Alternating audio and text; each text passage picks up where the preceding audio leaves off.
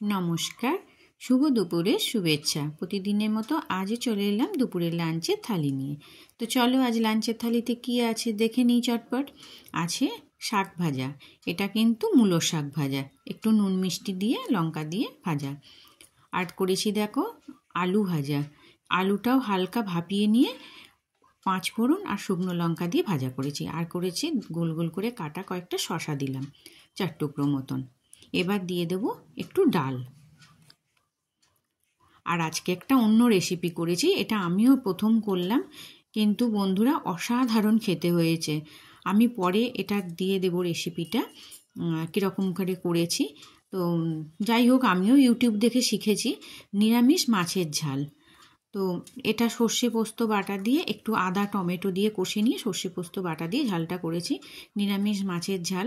তো এখন এইটুকুই বলছি, বাকিটা আমি পরে ভিডিওতে দেব। তো করেছি এই রান্নাটা। আর চলো দিয়ে দিচ্ছি এবার ভাতটা বেড়ে নেব। দিয়ে দিলাম গরম গরম ভাত।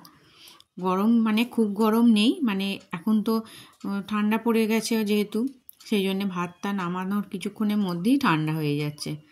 তো যাই হোক, ভাতটা দিয়ে দিলাম, হাতে করে একটু সাইজ করে দিই। আর করেছি আজকেও মাছের আর ঝাল করিনি, মাছ একটা করা হয়েছে, এটা আসল মাছ, মাছটা ভাজা।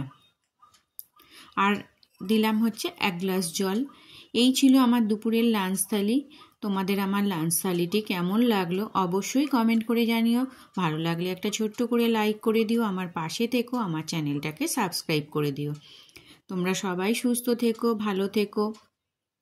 আবারও আসবো পরে অন্য আরেকটি লাঞ্চ থালির ভিডিও নিয়ে। ততদিন তোমরা সুস্থ থেকো, ভালো থেকো। টাটা।